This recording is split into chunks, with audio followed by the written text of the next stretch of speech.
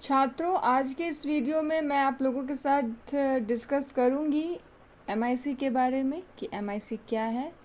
यह है minor course.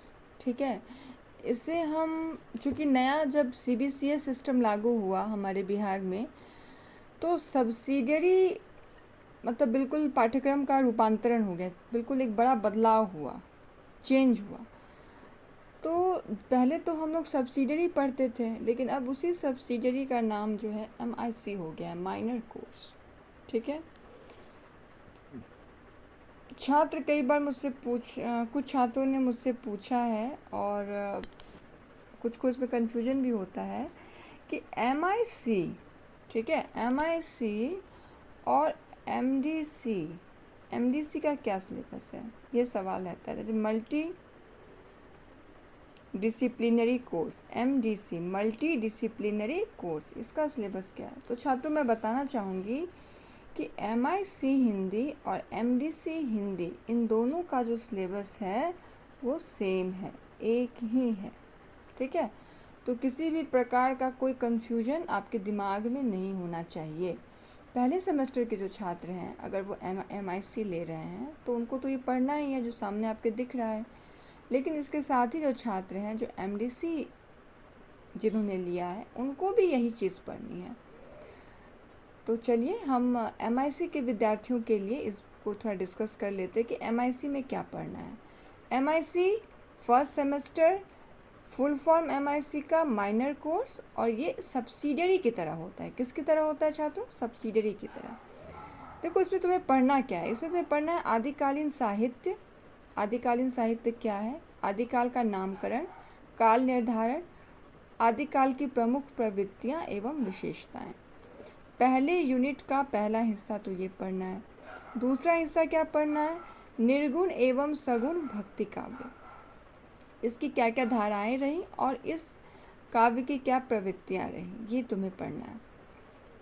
तीसरा जो पॉइंट है वो है रीतिकाल।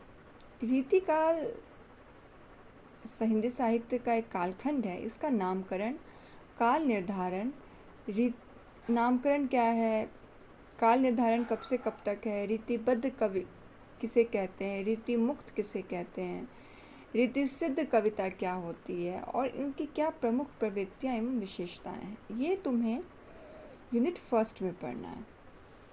अब आओ यूनिट टू में। देखो, यूनिट टू में तुम्हें पढ़ना है आधुनिक काव्य। ठीक है, आधुनिक काव्य में भारतेंदु युग, भारतेंदु युग का तुम्हें नामकरण पढ़ना है। भाई, इस कालखंड का नाम भारतेंदु युग क्यों पड़ा, इसकी प्रमुख प्रवृत्तियाँ क्या हैं, और भारतेंदु युग के प्रमुख कवि लेखक कौन हैं, साथ ही संपादक कौन थे।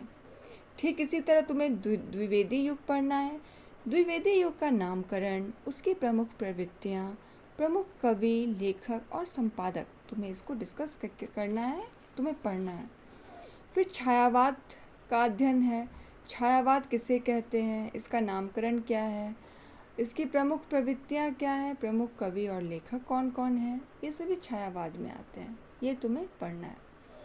तीसरे यूनिट में है प्रगतिवाद, उत्तर छायावाद, प्रयोगवाद, नई कविता, साठोत्तरी कविता, और इन सभी कालखंड के छात्रों प्रगतिवाद, उत्तर छायावाद, प्रयोगवाद, नई कविता, साठोत्तरी कविता का नामकरण, उसके कालखंड की प्रमुख प्रवृत्तियाँ और उसके प्रमुख कवि और लेखक, इन सबको तुम्हें पढ़ना है।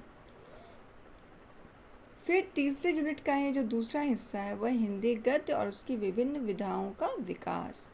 इसमें क्या है, तो हिंदी गद्य किसे कहते हैं, क्या है हिंदी गद्य, प्रमुख विधाएं कौन कौन सी हैं हिंदी गद्य की। तो जैसा कि तुम लोग जानते ही हो कि हिंदी गद्य में कविता है, कहानी है, उपन्यास है, संस्मरण है, रिपोर्टाज है, आत्मकथाएं हैं, जीवनी है। तो इन सब का एक विकास, किस तरह से विकास हुआ, जन्म कैसे हुआ, विकास कैसे हुआ, इन सब का तुम्हें अध्ययन करना है। मैं फिर से कहना चाहूँगी एमआईसी के विद्यार्थियों के लिए ख़ास तौर पे कि जो विद्यार्थी माइनर कोर्स के हैं वो यदि चाहें तो मेजर कोर्स की कक्षा में बैठ सकते हैं। क्यों बैठ सकते हैं?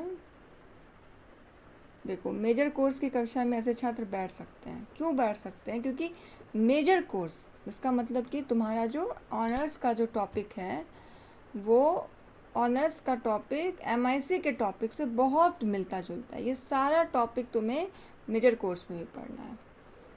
तो मेरा एक सिंपल टिप, मतलब तुम्हें टिप्स है कि अगर तुम एमआईसी की क्लासेस नहीं कर पाते हो और फ्री हो तो तुम एमजेसी की क्लासेस में बैठ सकते हो। तो मुझे लगता है कि ये भी मैं डिस्कस मैंने ठीक से किया है तुम लोग के साथ एमआईसी फर्स्ट सेमेस्टर के सिलेबस को। ठीक है, मैं फिर से रिपीट करूँगी छात्रों, एमआईसी और एमडीसी का सिलेबस एक है। और दूसरी चीज़, एमआईसी में ये सारी चीज़ें पढ़नी हैं और बस। और इसके साथ जो संबंधित किताबें हैं, चाहो तो एक किताब का नाम लिख लो, हिंदी साहित्य का इतिहास, जिसके संपादक हैं डॉक्टर नगेंद्र और डॉक्टर हरदयाल।